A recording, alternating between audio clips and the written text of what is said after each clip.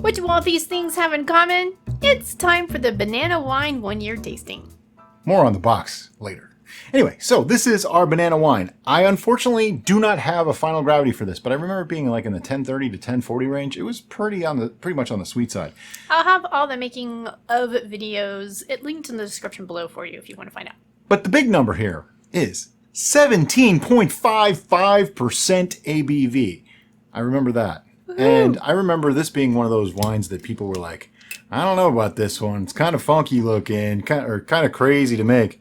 But look at that. This thing is beautiful. After a year, I can only imagine. Some for the lady. Thank you. Right off the bat, it's reminding me of a whiskey. Yeah, it's got a really rich color. Oh, it definitely does look like a whiskey. Yeah. It's golden. Yeah. Hint of red, but mostly golden. I like that. Looks cool. And it's funny thinking back on when we made this, the making process for this is really bizarre. And if you've never done it before, you just kind of look at it going, mashed up bananas aren't really the most attractive thing. And so to get from there to here is like, wow, that's impressive. But seriously, this color, and this is crystal clear. Yes. There is a tiny amount of dust type sediment at the bottom of the bottle. Nothing to really worry about. That just means that more proteins and tannins fell out over time. But it's crystal clear. The smell?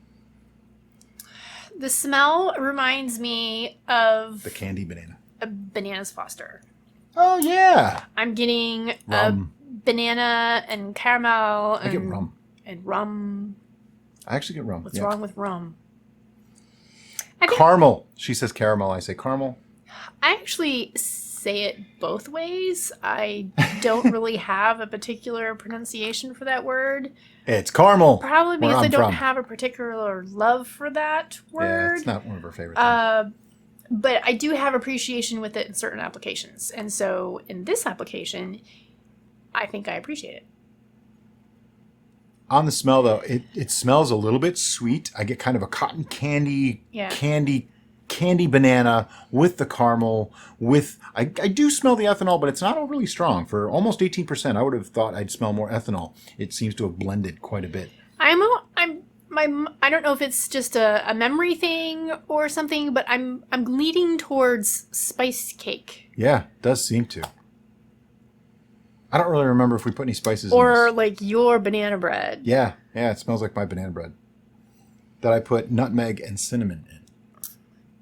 Anyway, short sip time. Now, what you do with your short sip is you just get it in your mouth, get it down. Quick sip is a more appropriate term. And that way you just acclimate your body to that 17.55% alcohol. 1, 2, 3, go. Ooh. It's very smooth. It's very rich. Yes. I had to, you saw my hands there, right? I had to be like, no, we're going to swallow this. Just get it down. Yeah. It fills your mouth. It's got a good mouthfeel to it, but it's really smooth. I remember this having a little bit of a rough edge when it was younger. Ooh, not anymore. Now it is like it's reminding me of something that was oaked. Oh, yeah. This feels like something that, the French oak. This is... I can only imagine what this would be like if we put it on French oak. It'd be so smooth you wouldn't even taste it anymore. Like it might be too much. This might be something that is not worth oak aging because I think there's so much going on. I'm ready for my long sip because now we're gonna do the long sip because I'm acclimated. I'm ready. Good thing. That's where you just leave it in your mouth for a while and you really get to experience all the flavors.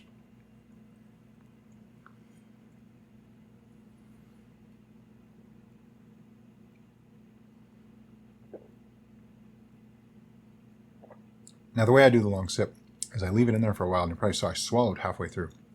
I'll swallow about half of it, and then I'll swish it around a bit more and get more. I get the ethanol, but not till the middle to the end. In the very beginning, it's candy banana. Just right off the bat, candy banana. There's some good tannin and acid to this that in the middle really balances out that sweetness of the banana. Oh, yeah. This is delightful.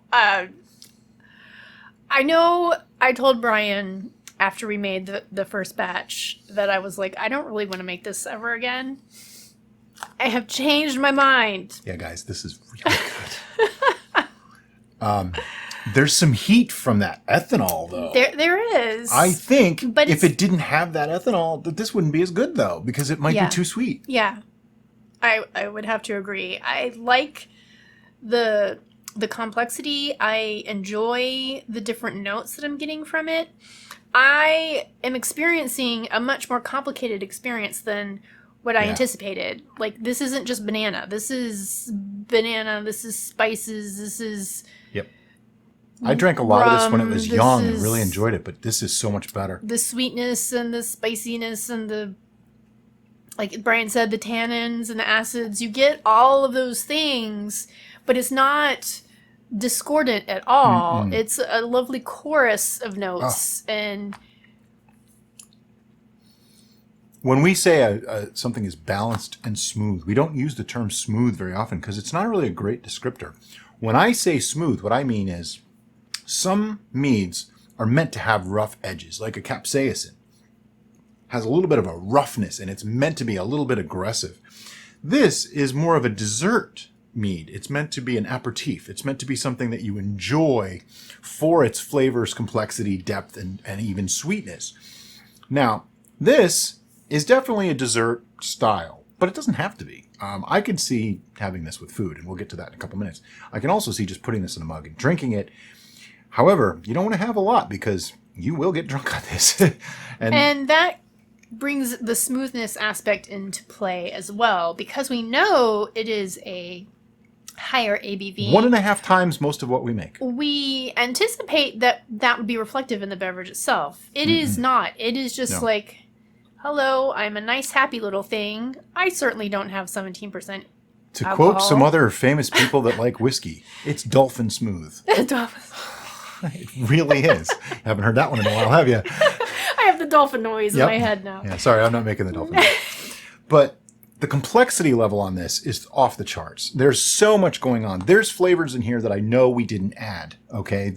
I'm getting a little bit of a raisiny note that there might have been raisins. I don't know. We intentionally don't watch the old videos. Some people have called me out for this because we made a mistake in what we said. Okay, we're going to make mistakes in what we think might have been added, but instead I'm not going to guess. I'm getting a raisiny note. There may or may not have been raisins in it. I'm getting a little bit of cinnamon, nutmeg, and even an allspice note that I'm pretty sure we didn't add. Maybe we did. Yeah, I don't think we added any spices. I don't think we did at all. I'm getting, similar to you, a spectrum of spices. Oh, yeah. But they're not like, bang, hit you in the face. No. But they're there. If you think about what you're tasting, you really do get some of these spice notes. And that's what's awesome about tastings. I'm sorry, let me finish the thought. That's what's awesome about tastings is your brain wants to fill in the blanks. When it doesn't know what something is, it calls back on memories and other experiences you've had and says, oh, that tastes like this or that tastes like that. That's like in The Matrix when they say everything tastes like chicken. Same concept. It's because it's an easy way for your brain to fill in that blank and make something taste like something you're familiar with so you can relate to it and relate to the world around you. That's exactly the way the brain is made to work.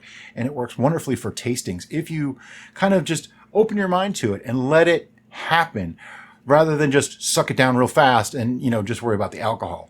We do this for the taste more so than for the alcohol.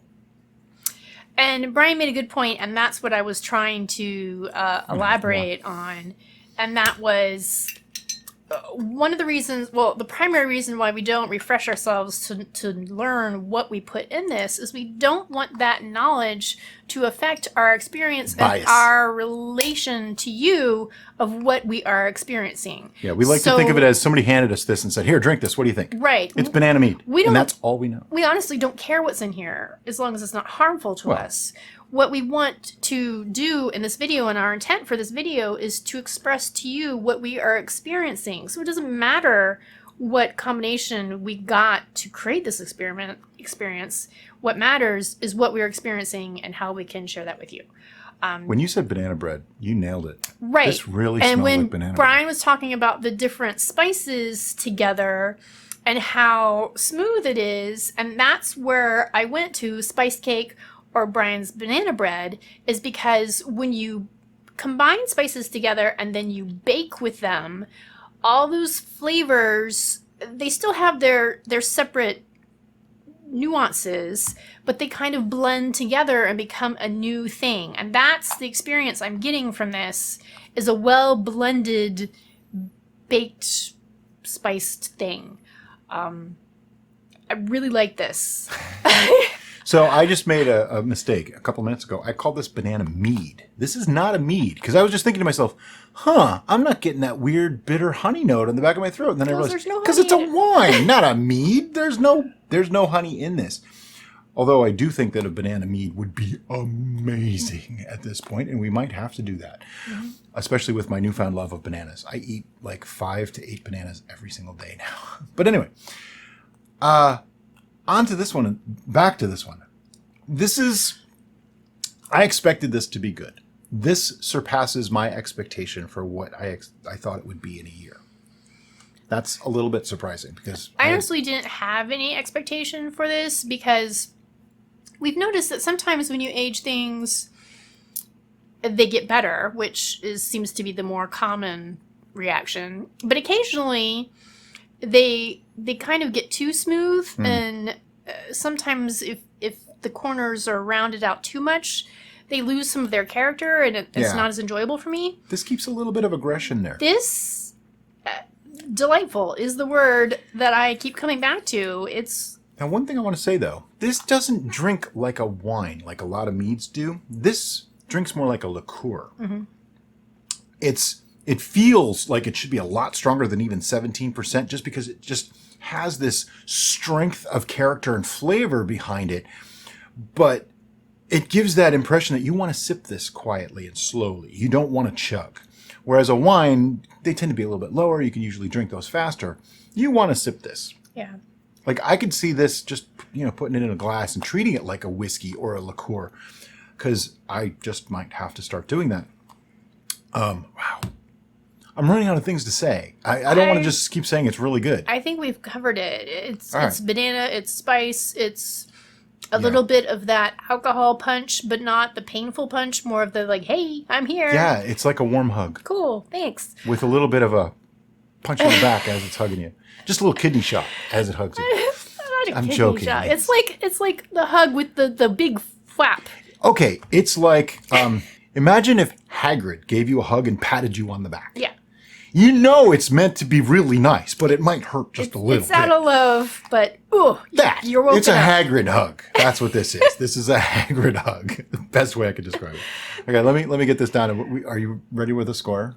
Because we're gonna have to do that. We have to score this. It's undefiable. It can't be scored. All right, let's see. Check it out. I'm ready. Let me know when you are.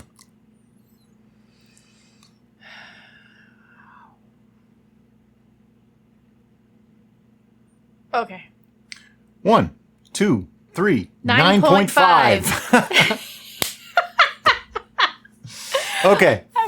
We honestly that almost never happens. It's spontaneous when we do the numbers. Yeah. Oh yeah, that's not planned. Confer. Somebody thought that was planned. We don't plan that. We don't confer. We don't taste this ahead of time. We don't know what we're going to do, and we don't talk off camera. We're both too alpha to try to coerce one another. It's just no, it's just going to happen. I can try, but it doesn't work. Yeah, no.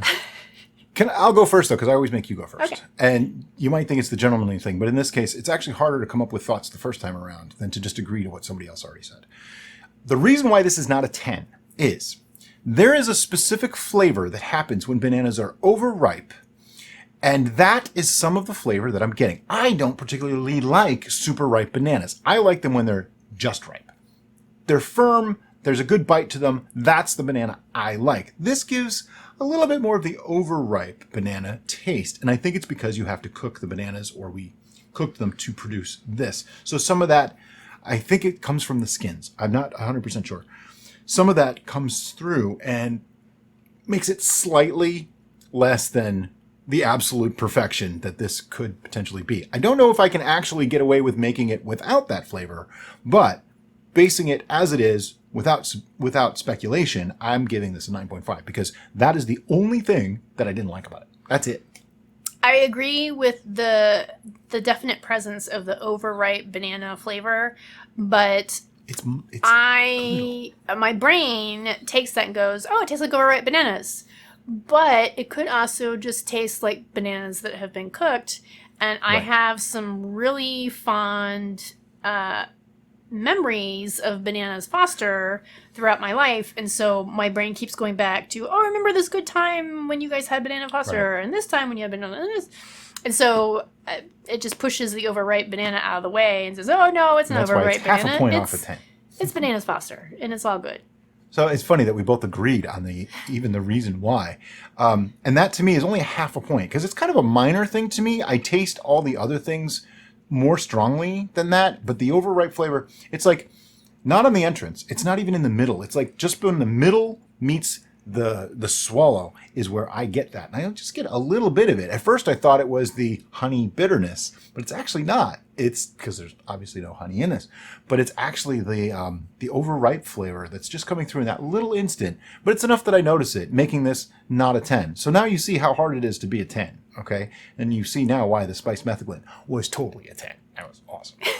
But anyway, for us both to give a 9.5, I'd say this is probably now in our top 5 of brews we've ever made. Oh, yeah. It's just way up there. And she didn't even want me to do it. I am already on, banana wine. How can I drink you? We didn't even get into what to do with this. I mean, can you cook with this? Any dessert that you're going to make. I can put this in banana bread. I can put this in Bananas Foster. We can, make all sorts of things with this. You can put this on top of banana ice cream. Yeah, you can cook this down and use it as a syrup. I mean, it's so good.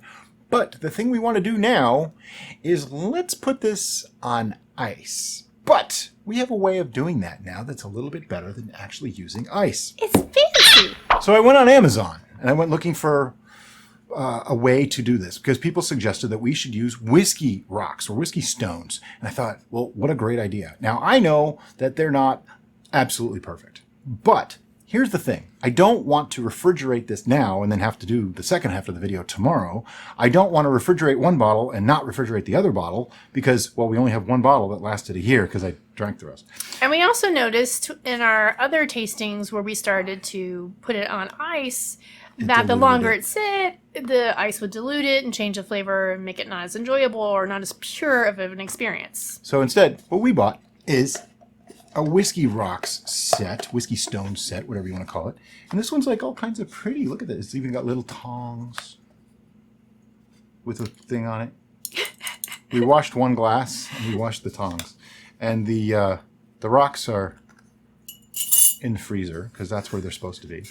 I just wanted to show you guys this. And we actually have a link in the description if you wanted to get one of these. It is the Evo Fly finest whiskey set. I don't know about finest, but it wasn't the most expensive. How's that?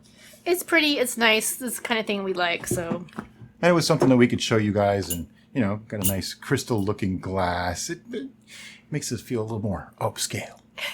All right, so we have the rocks here. They were in the freezer. We put them in the bag and put them in the freezer. If I can get the stupid thing open. And I guess they're actual stones, so you don't want to just drop them in there. So I'm going to use the tongs. And now, one thing that I know is that they don't stay cold super long. So instead of just using 4, I'm going to just put all 8 in one glass. See, using my brain. That way, it stays colder longer and cools it more quickly without as much warming of the stones themselves. Non più tra I farfalloni amoroso, notte giorno di torno girano delle... Okay, so we poured it over some rocks. They are literally rocks. And ladies first. Stones. Go ahead and take a sip. It's so weird. It looks like so much darker now.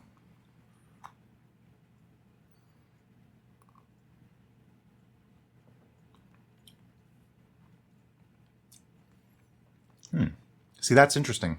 It thinned it. Yep. Even though it didn't dilute it, it does taste thinner. It doesn't have that rich mouthfeel that it had. It still tastes really good. The bitter note of the overripe banana seems to come through more. Yeah, it's this one is room temp was more forward. Oh yeah, super rich flavor, where this one is more back end flavor. Yeah, I don't get as much up front. It's all in the end. You're right. Don't get me wrong. Somebody It's handed that to still me, good. I would still drink it. It's still good. But that overripe flavor tends to stick around longer now than it did before. It's like that's the majority of what I'm getting. A little bit of alcohol burn still, but the ethanol burn is actually lessened ever so slightly. I'm getting less banana flavor now. Getting a lot less spice now. Yep. That's kind of sad. It's more alcohol, less the other flavors. But I'm kind of liking doing the ice test now, the chilled test, because it's kind of surprising. Sometimes it improves, it makes them so much better. Other times, nope, actually takes away. So I think we were doing right by doing room temperature, but it's nice to have all of the things all around. Yeah. Okay, so you got another score for this guy? Yeah. It's difficult for me to be You have to judge it for what it is. objective. I will say this, the Whiskey Stones, they made it cold, but not super cold. Yeah, The ice made it much colder. I did. But this works. This does the job. Because if this got colder, it'd be even more than what we're describing. I'm just gonna do Yeah, you can finish. Just got to be careful with the rocks bouncing around in the glass. Although I bet you they made the glass a little bit stronger on purpose. Or breakable on purpose, so you have to replace it sooner. I don't know.